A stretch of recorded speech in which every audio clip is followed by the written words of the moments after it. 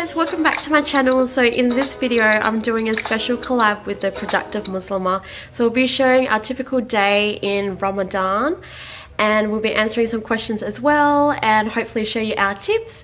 So I hope you enjoy this video, stick around, like this video, and if you want to check out her video as well, I'll leave the link down below so you can check it out on her channel as well.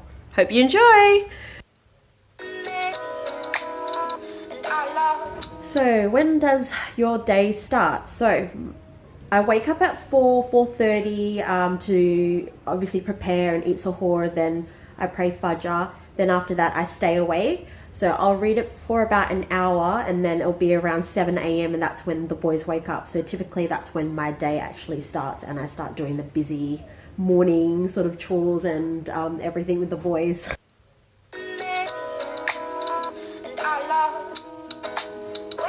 So how I like to entertain the boys during Ramadan is, well, they're boys, so they love being outdoors. They're very active, alhamdulillah.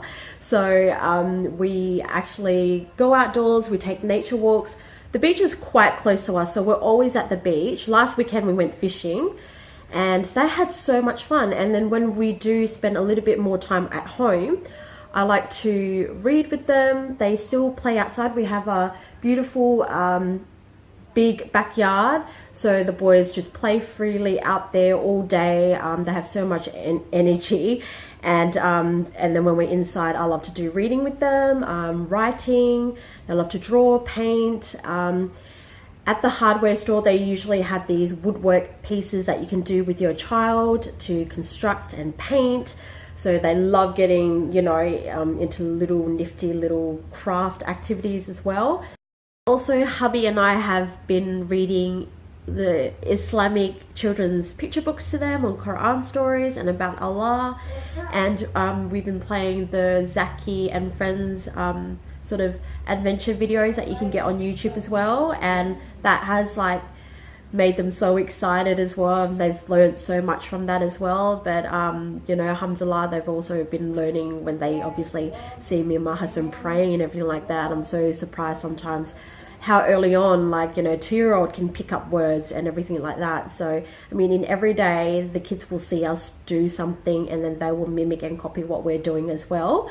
So also another thing that we've been doing is allowing the kids to go visit their grandparents on the weekends or when they can, or family members. And my parents, they love having them on weekends, so they'll spend a little bit of time with the grandparents on the weekends as well. And obviously, you know, your parents can teach your kids like other things that you can't as well, so it's really good for them to build that relationship with their grandparents and have fun with them as well. So those are some of the things that we do to entertain our kids, but we do so much every day and throughout our day. So yeah. So I changed settings. I'm just in my room because it's a bit loud outside. So the time I get to do Ibadah and to get time for myself is usually after Fajr. Well, I try to fit it in whenever I can, right? So as a mom, you're always on the go and trying to look after everyone else, and then you try your best to concentrate and do as much as you can to become closer to Allah as well. So I do it, I try to do some reading after Fajr, midday when the little one's napping and then Ibrahim has quiet time, so at midday. Then afternoon, once everything is cooked, I try to sit down. Any quiet time I get, I'll sit down and just, you know, head in the books, you know what I mean? And then if I'm driving and if it's a long drive, if I'm going out or running errands or wherever, I'll pray my I'll play the Quran on YouTube through, you know, through the car, or Spotify has some really good recitations on there as well if you want to give that a try. So that's how I usually fit it in as well, and obviously after Taraweeh as well. How do I manage my chores? Sorry guys, the video is a bit you know, unfocused because I'm actually holding my phone and recording because I don't have anywhere to rest it at the moment, but I really want to answer this for you. So how I manage them is, so after Fajr and I do the reading, that's when I like to get all the busy stuff done, all the chores and everything like that, and that won't take me too long because I like to split up my chores about three tasks, 3 important ones per day, 3 chores, so that I'm not like just burning myself out. I know that, you know, as a mother, you feel the need to keep the house tidy and spick and span, but sometimes when you have to bear in mind that you're fasting, you know, you don't want to burn all your energy out all on the chores and then have nothing to do ibadah, to cook, and, you know, to have time for your family and your kids. So I kind of like do about 3 chores in the morning, break it up per day or once per day, and then in that way it's done in the first hour or 2, and then you have the rest of the day free to do whatever it is that you want to do. And then I also delegate is important as well. You know, ask your husband, ask, you know, family that comes over if they can help you a little bit with, you know, anything. And also sometimes when I get stuck on time or I have no energy, you know, order your groceries online, get that delivered. Obviously you have to get your, you know, your butchers, your halal butchers delivered separately, or ask someone if they can pick it up for you. You know, it doesn't, you know, it pays to ask sometimes. You know, it's only once in a while that I do ordering online, but I love going to the shops and picking up some stuff. But when I absolutely have to and I don't have energy, then I'll, you know, order online and get it delivered. And also my favorite tip, you guys know this, it's meal planning.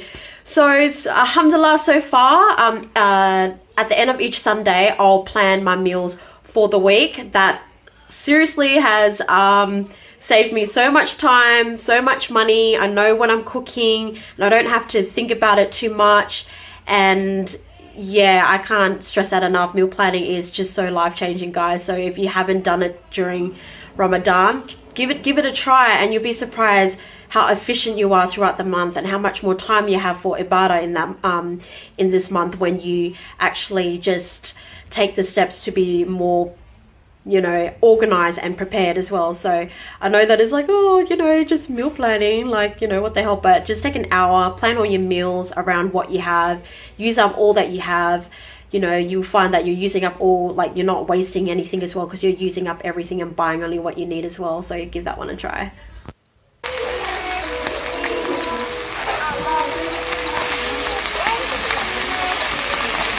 Depending on what I'm cooking for iftar, I'll start cooking, if it's slow cooked dishes or rice dishes and things like that, I'll get that done maybe out of the way in the morning, so then in the afternoon I have free and I can do what I want.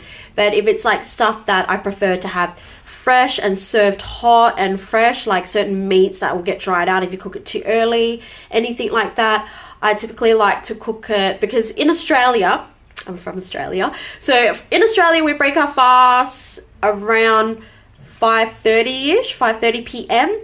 So I'll try to cook that an hour before we break our fast. So that's when I start to cook iftar. Or sometimes I like to cook it around after I pick up the kids from school, Ibrahim from school, around 3 p.m. as well. And then you obviously have an extra hour before you break your fast and do more reading. So every day really depends as well. I hope you guys enjoyed this video, and I hope you like and subscribe, and please don't forget to check out the Productive Muslimah video as well on her channel. So please click the link down below, and yeah, please write down your comments on what you guys do in your typical Ramadan day, and if you have any tips as well, share them down below. Thanks for watching.